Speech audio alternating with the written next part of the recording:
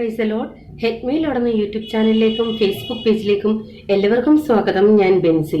നമ്മുടെ ഇന്നത്തെ വീഡിയോ തുടങ്ങുന്നതിന് മുമ്പ് തന്നെ ഞാൻ ഇതിനു മുമ്പിട്ട ഒരു 3 വീഡിയോകളിൽ ചില കോമൺ സംശയങ്ങൾ വന്നിട്ടുണ്ട്. അതൊന്ന് ക്ലിയർ ചെയ്തോട്ടെ. ദയവായിട്ട് ഇത് കേൾക്കാൻ താല്പര്യമില്ലാത്തവർ ഇത് ഫോർവേഡ് ചെയ്തിട്ട് വീഡിയോ തുടങ്ങുന്നത് കണ്ടാൽ മതി. ട്രിവാൻഡ്രം സ്റ്റൈൽ തേങ്ങ അരച്ചൊരു മീൻകറി ഇട്ടിരുന്നു. അതിൽ പലർക്കും ഒരു സംശയം ചോദിച്ചിരുന്നു, ചേച്ചി പുളി ഇല്ലെങ്കിൽ ടേസ്റ്റ് കാണുമോ എന്ന്. എന്റെ അഭിപ്രായത്തിൽ കുടംപുളി ശീലിച്ചവർ അല്ലെങ്കിൽ പുളി ഇട്ട് ശീലിച്ചവർ അല്പം പുളി ഇടുന്നത് തന്നെയാണ് നല്ലത്. കാരണം ഞാൻ കുടംപുളി ഇല്ലാതെ മീൻകറി കൂട്ടിയിട്ടേ ഇല്ല. അപ്പോ അങ്ങനെ ശീലിച്ചവർ തീർച്ചയായിട്ടും 1-2 കഷ്ണം പുളി ഇടുന്നത് തന്നെയാണ് നല്ലത്. അതല്ല വാളംപുളി യൂസ് ചെയ്യുന്നവരാണെങ്കിൽ വാളംപുളി നിങ്ങൾക്ക് യൂസ് ചെയ്യാം. അടുത്തത് ഞാനിട്ട ഒരു സ്പെഷ്യൽ ഉപ്മ. അതിൽ വന്ന സംശയം, ഉപ്പാണോ പഞ്ചസാരയാണോ മുന്നിട്ട് നിൽക്കേണ്ടത്? തീർച്ചയായിട്ടും ഉപ്പ് തന്നെയാണ് മുന്നിട്ട് നിൽക്കേണ്ടത്. പക്ഷെ നിങ്ങൾക്ക് മധുരം ഇഷ്ടമല്ല എന്നുണ്ടെങ്കിൽ 1/2 ടീസ്പൂൺ ആക്കാം, 1/4 ടീസ്പൂൺ ആക്കാം. മധുരം ഇല്ലാതെയും അത് ചെയ്യാം. ഉപ്പ് തന്നെയാണ് മുമ്പിൽ നിൽക്കേണ്ടത്. അതുപോലെ നെയ്യിന്റെ അളവ് വേണമെങ്കിൽ നിങ്ങൾക്ക് കുറയ്ക്കാം. നെയ്യ് പകുതിയും ബാക്കി എണ്ണയും എടുക്കാം.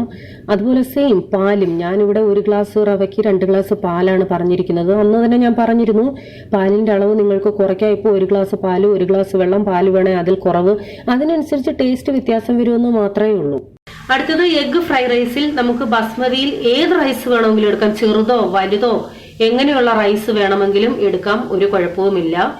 ഞാൻ കുക്കറിലല്ല, സാധാരണ കലത്തിലിട്ട് തന്നെയാണ് അരി വേവിച്ചെടുത്തത്. അപ്പൊ ഇത്രയായിരുന്നു മെയിൻ ആയിട്ട് വന്ന സംശയങ്ങൾ. അതെല്ലാവർക്കും ക്ലിയർ ആയേ? അപ്പൊ ലാസ്റ്റ് ഇട്ട വീഡിയോയിൽ 2 പേര് ഒരു ഹായ് പറയണമെന്ന് പറഞ്ഞിരുന്നു. നമ്മുടെ വ്യൂവറായ സിസിയുടെ മോൾ അഭിരാമി എന്റെ വീഡിയോസ് കാണാറുണ്ട്. അത് കണ്ടിട്ട് അത് വെച്ചു കൊടുക്കണമെന്ന് മമ്മിയോട് പറയാറുണ്ട്. മോളെ സ്പെഷ്യൽ താങ്ക്സ്. അതുപോലെ സജനയ്ക്കും എന്റെ വക സ്പെഷ്യൽ ഹായ്. ഇന്ന് നമ്മൾ ഉണ്ടാക്കുന്നത് പാലക് റൈസ് ആണ്. അതായത് ഈ ഇലകൾ അധികം കഴിക്കാത്തവരുണ്ടെങ്കിൽ അവരുടെ വയറ്റിൽ ഇല അകത്താക്കാൻ പറ്റിയ ഏറ്റവും നല്ലൊരു മാർഗം ഇതൊക്കെയാണ്.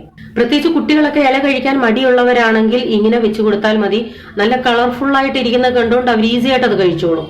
കുട്ടികൾക്ക് ലഞ്ച് ബോക്സിൽ കൊടുത്തു വിടാം. അല്ലെന്നുണ്ടെങ്കിൽ പെട്ടെന്ന് കൂട്ടാനൊന്നുമില്ലെങ്കിൽ നിങ്ങൾക്ക് ലഞ്ചിന് വേണമെങ്കിൽ കഴിക്കാം. ഇതിന്റെ കൂടെ വേറെ കൂട്ടാൻ വേണമെന്ന് നിർബന്ധമൊന്നുമില്ല. ഒരു ഇച്ചിരി തൈരോ സാലഡോ ഒക്കെ ഉണ്ടെങ്കിൽ ധാരാളം.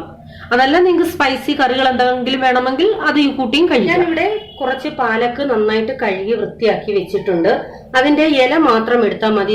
ഇതുപോലുള്ള തണ്ട് നമുക്ക് വേണ്ട. അത് നമുക്ക് കറികൾക്ക് കാണാൻ ഇടാം. പാലക്കുണ്ട് ആളൂടിട്ട കറി നിങ്ങൾക്ക് അറിയാമോ? അറിയത്തില്ലെന്നുണ്ടെങ്കിൽ പറഞ്ഞാൽ മതി, ഞാൻ അതിന്റെ റെസിപ്പി ഇടാം. അപ്പൊ ഇത് നന്നായിട്ട് കഴുകി എടുത്തത് 1 പിടി പാലക്കുണ്ട്. എണ്ണം പറഞ്ഞാൽ ഒരു 20-നും 25-നും ഇടയ്ക്ക് ഇലകൾ കാണും. ഇത്രയുള്ള ഓരോ ഇല. പിന്നെ എടുത്തിരിക്കുന്നത് 5 അല്ലി വെളുത്തുള്ളി. ഇത് നമുക്ക് അരയ്ക്കാൻ വേണം. ഈ ഒരു ചെറിയ കഷ്ണം ഇഞ്ചി. ഈ 2 എണ്ണം നമുക്ക് എണ്ണക്കകത്തിട്ടൊന്ന് ഫ്രൈ ചെയ്തെടുക്കാനുള്ള വെളുത്തുള്ളിയാണ്. അരയ്ക്കാൻ 5 എണ്ണം. പിന്നെ നമുക്ക് വേണ്ടത് ഇത്രയും മല്ലിയില.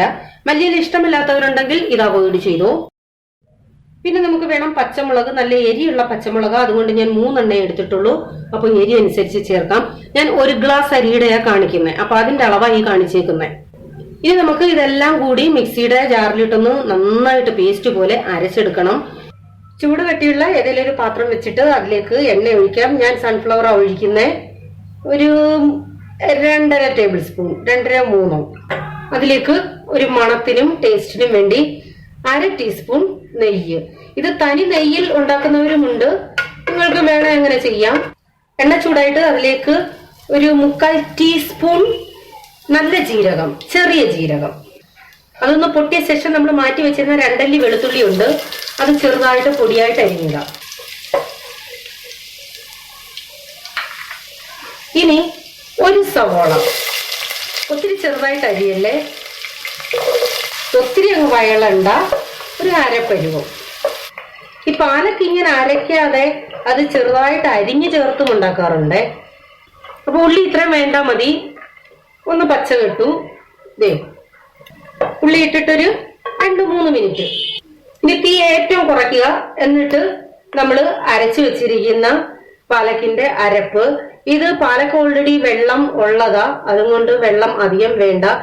അരയ്ക്കുമ്പോൾ ഇടയ്ക്ക് വെള്ളം വേണം എന്നുണ്ടെങ്കിൽ ഒരു 1/2 table spoon, 1 table spoon, 1 table spoon വേണ്ട, ഒരു 1/2 ടേബിൾ സ്പൂൺ ഒഴിച്ചു കൊടുത്താൽ മതിയേ. തീ ഏറ്റവും കുറച്ചിട്ടേ ഒഴിക്കാവേ. ഇനി ഈ വെള്ളമൊക്കെ ഒന്ന് വറ്റട്ടെ. ഇനി തീ കൂട്ടിയിട്ട് കൊടുക്കാം. ഇതിങ്ങനെ ഇളക്കിക്കൊണ്ടേ ഇരിക്കണേ. അതിന്റെ വെള്ളം വറ്റണം. വെള്ളമൊക്കെ വറ്റിതേ നന്നായിട്ട് എണ്ണ തെളിഞ്ഞു. ഇത് ഒരു 4-5 മിനിറ്റ് എടുക്കുമേ ഈ വെള്ളം പറ്റാനായിട്ട്. ഇരുമ്പിന്റെ ചീനച്ചട്ടിയാണെങ്കിൽ കുറച്ചുകൂടെ പെട്ടെന്ന് പറ്റുമെന്ന് തോന്നുന്നു. ഇനി ഞാൻ ഇതിലേക്ക് ചേർക്കുന്നത് 3/4 ടീസ്പൂൺ ബിരിയാണി മസാല. നിങ്ങളുടെ കയ്യിൽ ബിരിയാണി മസാല ഇല്ല എന്നുണ്ടെങ്കിൽ ചിക്കൻ മസാലയോ മീറ്റ് മസാലയോ ചേർക്കാം. അപ്പൊ നമ്മുടെ മസാലയും നന്നായിട്ട് മൂത്തു. ഇനി ഇതിലേക്ക് അരി ചേർത്ത് കൊടുക്കാം. ഞാൻ ബസ്മതിയുടെ ചെറിയ അരി എടുത്തേക്കുന്നത്, നിങ്ങൾക്ക് ഏത് അരി വേണമെങ്കിലും എടുക്കാം. നന്നായിട്ട് കഴുകിയ ശേഷം അരമണിക്കൂർ വെള്ളത്തിലിട്ട് കുതിർത്തെടുത്തതാണ്. എന്നിട്ട് നന്നായിട്ട് ഇളക്കി യോജിപ്പിക്കണം. ഒരു 1-2 മിനിറ്റ് ഇതിങ്ങനെ ഒന്ന് കിടന്ന് യോജിക്കട്ടെ. ഇളക്കി കൊടുക്കണേ. ഇച്ചിരി ഒന്ന് ഫ്രൈ ആവട്ടെ. 2 മിനിറ്റ് കഴിഞ്ഞു. ഇനി തീ അല്പം കുറയ്ക്കാം. എന്നിട്ട് വെള്ളം ചേർത്ത് കൊടുക്കാം. 1 ഗ്ലാസും 2 ഗ്ലാസ്സിന് നിറച്ചില്ല, 1.25 ഇച്ചിരി കൂടെ. ഉപ്പ് ചേർത്ത് കൊടുക്കാം. നിങ്ങളുടെ കയ്യിലുള്ള അരി ചിലപ്പോ ഈ വെള്ളം കറക്റ്റ് അല്ല എന്നുണ്ടെങ്കിൽ നമ്മൾ ഗീ റൈസ് ചെയ്ത സെയിം പ്രോസസ്സിംഗ് ആണ് ഇനി അങ്ങോട്ട് ചെയ്യുന്നത്. അപ്പൊ ഒരു 5 മിനിറ്റ് കഴിഞ്ഞ് തുറന്നു നോക്കിയിട്ട് വേവുന്നില്ല, ഇത്രയും വെള്ളം പോരാ, ഇതിനേക്കാൾ കൂടുതൽ വേണം എന്ന് തോന്നുകയാണെന്നുണ്ടെങ്കിൽ ലേശം നിങ്ങൾക്ക് ഒഴിച്ചു കൊടുക്കാം. അപ്പൊ ഞാൻ നല്ല തിളച്ച വെള്ളമാണ് ഒഴിച്ചേക്കുന്നത്, പച്ചവെള്ളമല്ല. നമ്മൾ ചൂടുവെള്ളം ഒഴിച്ചാൽ അതുകൊണ്ട് പെട്ടെന്ന് തിളയ്ക്കും. ഇനി നമുക്കിതിലേക്ക് ലേശം നാരങ്ങാ നീര് 1 ടേബിൾ സ്പൂൺ മതി, കൂടുതൽ വേണ്ട, ഒഴിച്ചിട്ട് ഒന്ന് ഇളക്കി നമുക്ക് അടച്ചു വെക്കാം. തിളച്ചു കഴിഞ്ഞിട്ട് തീ മീഡിയത്തിലാക്കി ഇനി നമുക്ക് ഒരു 5 മിനിറ്റ് കഴിഞ്ഞിട്ട് നോക്കാം. 5 മിനിറ്റ് കഴിഞ്ഞു.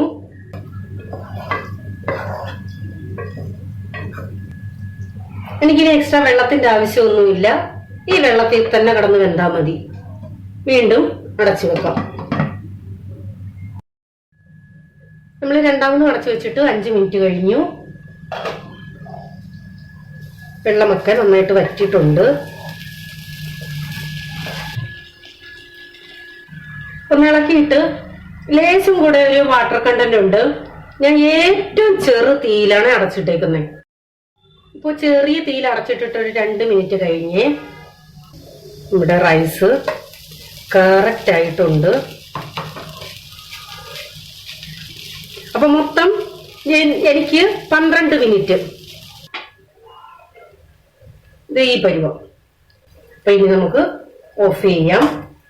അപ്പൊ ഇത്രയേ ഉള്ളൂ സംഭവം. നിങ്ങൾ കുക്കറിലാണ് വെക്കുന്നതെങ്കിൽ 1 ഗ്ലാസ്സിന് 1.5 ഗ്ലാസ് വെള്ളം ചേർത്ത് ഒറ്റ വിസിൽ വരുമ്പോൾ തന്നെ ഓഫ് ചെയ്തിടുക. ആവി മൊത്തം പോയ ശേഷം മാത്രമേ കുക്കർ തുറക്കാവൂ. സോ വളരെ എളുപ്പത്തിൽ ഉണ്ടാക്കാൻ പറ്റുന്ന പാലക് റൈസ്, ഹെൽത്തി ആയിട്ടുള്ള ഒരു റൈസ് ഇവിടെ റെഡി ആയിട്ടുണ്ട്. നിങ്ങളെല്ലാവരും ഇത് ട്രൈ ചെയ്യണം. ഈ വീഡിയോ ഇഷ്ടമായാൽ ലൈക്ക് ചെയ്യാൻ മറക്കരുത്. അപ്പോൾ വീണ്ടും പുതിയൊരു ഡിഷുമായി വരാം. Till then bye. God bless you.